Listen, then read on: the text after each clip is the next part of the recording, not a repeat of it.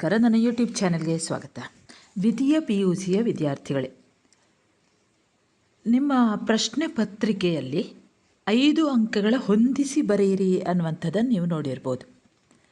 ಇದರಲ್ಲಿ ಯಾವುದು ಕೊಡ್ತಾರೆ ಅನ್ನುವಂತಹ ಒಂದು ಗೊಂದಲ ಕೂಡ ಇದ್ದಿರ್ಬೋದು. ಕಾವ್ಯ ಭಾಗದಲ್ಲಿ ಮಾತ್ರ ಹೊಂದಿಸಿ ಬರೆಯನ್ನು ಕೇಳ್ತಾರೆ. ಹಾಗಾಗಿ ನೀವು ಕಾವ್ಯ ಭಾಗದಲ್ಲಿ ಏನಿದೆಯೋ ಆ ಪ್ರಶ್ನೆಗಳನ್ನು ಹೇಗೆ ಬರ್ತದೆ ಅನ್ನುವಂಥದ್ದನ್ನು ನಾನು ಹೇಳ್ತಾ ಹೋಗ್ತೇನೆ. ಇದರಲ್ಲಿ ಸಾಮಾನ್ಯವಾಗಿ ಕಾವ್ಯ ಭಾಗದಿಂದ ಕವಿಯ ಹೆಸರು, ಅವರಿಗೆ ಇರುವಂಥ ಬಿರುದು, ಹಾಗೆಯೇ ಆಕರ ಗ್ರಂಥ. ಆಕರ ಗ್ರಂಥ ಅಂದರೆ ಯಾವ ಪುಸ್ತಕದಿಂದ ಆ ಪದ್ಯವನ್ನು ಆರಿಸಿಕೊಳ್ಳಲಾಗಿದೆ ಅನ್ನುವಂಥದ್ದನ್ನು ನೀವು ನೆನಪಿನಲ್ಲಿ ಇರಿಸಿಕೊಂಡರೆ ಆಗ ಆ 5 ಅಂಕಗಳಿಗೆ ಬರುವಂಥ ಹೊಂದಿಸಿ ಬರೆಯ ಪೂರ್ಣವಾಗಿ ತಪ್ಪಿಲ್ಲದೆ ಪೂರ್ಣ ಅಂಕಗಳನ್ನು ಪಡೆಯುತ್ತೀರಿ. ಸರಿ ವಿದ್ಯಾರ್ಥಿಗಳೇ, ಹೊಂದಿಸಿ ಬರೆ ಇದರಲ್ಲಿ ಯಾವುದೆಲ್ಲ ನೆನಪಿನಲ್ಲಿ ಇಟ್ಟುಕೊಳ್ಬೇಕು ಅನ್ನುವಂಥದ್ದನ್ನು ನೋಡ್ತಾ ಹೋಗೋಣ. ನಾನು ವಸಂತಿ ಅಂಬಲಪಾಡಿ, ಉಡುಪಿ ಜಿಲ್ಲೆಯಿಂದ. ಮೊದಲಿಗೆ ನೋಡೋಣ ಹೇಗೆ ನೆನಪಿನಲ್ಲಿ ಇರಿಸಿಕೊಳ್ಬೇಕು ಅನ್ನುವಂಥದ್ದನ್ನು ನೋಡೋಣ. ಮೊದಲಿಗೆ ನಿಮಗೆ ನಿಮ್ಮ ಪದ್ಯ ಭಾಗದಲ್ಲಿ, ಕಾವ್ಯ ಭಾಗದಲ್ಲಿ ನಾಗಚಂದ್ರ ಕವಿಗೆ ಇರುವಂಥ ಬಿರುದು ಅಭಿನವ ಪಂಪ ನಾಗಚಂದ್ರ. ಹಾಗೆಯೇ ಆಕರ ಗ್ರಂಥ, ನಿಮಗೆ ಪದ್ಯ ಯಾವುದಂತ ಗೊತ್ತಿದೆ, ಕದಡಿದ ಸಲಿಲಂ ತಿಳಿವಂದದೆ. ಇನ್ನು ಆಕರ ಗ್ರಂಥ ಅಥವಾ ಕೃತಿ ರಾಮಚಂದ್ರ ಚರಿತ ಪುರಾಣ ಅಥವಾ ಪಂಪ ರಾಮಾಯಣ. ಇದು ಎರಡನ್ನು ಕೂಡ ನೆನಪಲ್ಲಿ ಇರಿಸಿಕೊಳ್ಳಿ.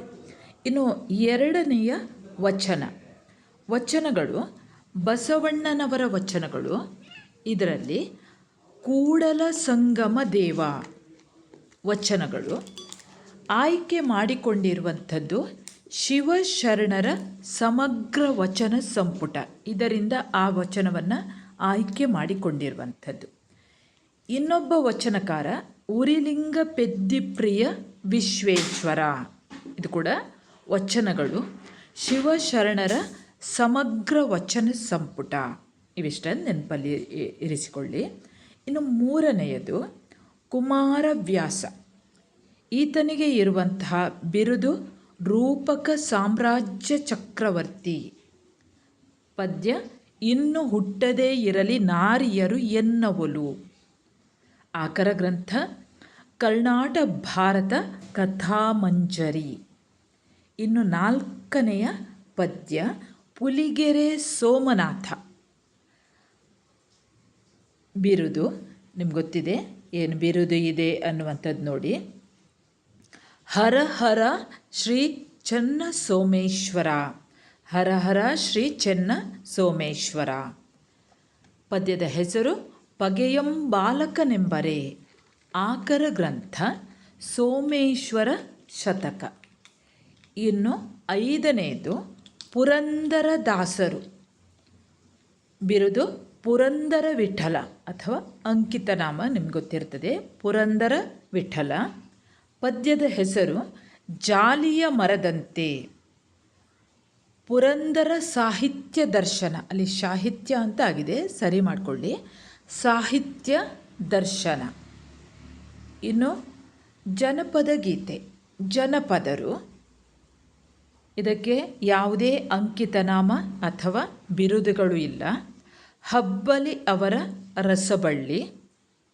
ಆಕರ ಗ್ರಂಥ ಗರತಿಯ ಹಾಡು.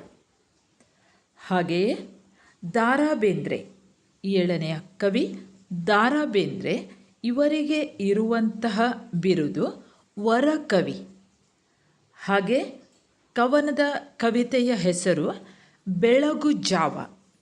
ಆಕರ ಗ್ರಂಥ ಮುಕ್ತಕಂಠ. ಇನ್ನು GS ಶಿವರುದ್ರಪ್ಪ, 8ನೆಯ ಪದ್ಯ. ಅಲ್ಲಿ ಈ ಅಂತಾಗಿದೆ, ಅದು GS ಶಿವರುದ್ರಪ್ಪ. ಇವರ ಬಿರುದು ರಾಷ್ಟ್ರಕವಿ. ಪದ್ಯದ ಹೆಸರು ಮುಂಬೈ ಜಾತಕ. ಆಕರ ಗ್ರಂಥ ತೆರೆದ ದಾರಿ. ಇನ್ನು 9ನೆಯ ಪದ್ಯ KS ನಿಸಾರ್ ಅಹಮದ್ ಅವರಿಗೆ ಇರುವಂತಹ ಬಿರುದು ನಿಸರ್ಗ ಕವಿ. ಕಾವ್ಯದ ಹೆಸರು, ಕವಿತೆ ಹೆಸರು ಶಿಲುಬೆ ಏರಿದ್ದಾನೆ. ಆಕರ ಗ್ರಂಥ ವ್ಯಕ್ತಿಪರ ಕವನಗಳು. ಇನ್ನು 10ನೆಯ ಕವನ ಲಲಿತಾ ಸಿದ್ಧ ಬಸವಯ್ಯ. ಕವನದ ಹೆಸರು, ಅಲ್ಲಿ ಬಿರುದು ಯಾವುದೂ ಇಲ್ಲ. ಕವನದ ಹೆಸರು ಒಂದು ಹೂ ಹೆಚ್ಚಿಗೆ ಇಡುತ್ತೀನಿ. ಆಕರ ಗ್ರಂಥ ಕವಿತೆ 2009.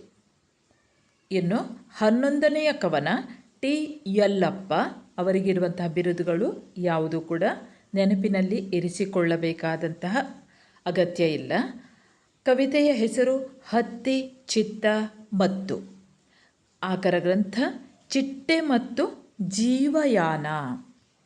ಇನ್ನು ಕೊನೆಯದಾಗಿ 12ನೆಯ ಕವಿತೆ ಬರೆದವರು ಸುಕನ್ಯಾ ಮಾರುತಿ. ಯಾವುದೇ ಬಿರುದುಗಳನ್ನು ನೆನಪಿನಲ್ಲಿ ಇರಿಸಿಕೊಳ್ಳುವಂತಹ ಅಗತ್ಯವಿಲ್ಲ. ಕವಿತೆಯ ಹೆಸರು ಒಮ್ಮೆ ನಗುತ್ತೇವೆ. ಆಕರ ಗ್ರಂಥ ನಾನೆಂಬ ಮಾಯೆ. ಸರಿ ವಿದ್ಯಾರ್ಥಿಗಳೇ, ಇವಿಷ್ಟನ್ನು ನೀವು ನೆನಪಿನಲ್ಲಿ ಇರಿಸಿಕೊಂಡ್ರೆ ಸಾಕು. 5ಕ್ಕೆ 5 ಅಂಕಗಳನ್ನು ನೀವು ಖಂಡಿತವಾಗಿಯೂ ಪಡೆಯುತ್ತೀರಿ. ನಿಮ್ಮ ಮಧ್ಯಾವಧಿ ಪರೀಕ್ಷೆ ಇರ್ಬೋದು, ಅಥವಾ ಪ್ರಿಪರೇಟರಿ ಪರೀಕ್ಷೆ ಇರ್ಬೋದು, ಅಥವಾ ಫೈನಲ್ ಪರೀಕ್ಷೆ ಇರ್ಬೋದು, ನಿಮ್ಮ ವಾರ್ಷಿಕ ಪರೀಕ್ಷೆ ಇರ್ಬೋದು. ಇದರಲ್ಲಿ ಇರುವಂತಹ ಕವಿಗಳ ಹೆಸರು, ಕವಿಗಳ ಬಿರುದು, ಹಾಗೆ ಆಕರ ಗ್ರಂಥವನ್ನು ನೀವು ನೆನಪಿನಲ್ಲಿ ಇರಿಸಿಕೊಂಡಲ್ಲಿ 5ಕ್ಕೆ 5 ಅಂಕಗಳನ್ನು ನೀವು ಪಡೆದುಕೊಳ್ಳಬಲ್ಲಿರಿ. ಸರಿ ವಿದ್ಯಾರ್ಥಿಗಳೇ, ಇನ್ನೊಂದು ಹೊಸ ವಿಷಯದೊಂದಿಗೆ ಮತ್ತೆ ನಿಮ್ಮ ಎದುರಿಗೆ ಬರುತ್ತೇನೆ. ಅಲ್ಲಿಯವರೆಗೆ ನಮಸ್ಕಾರ.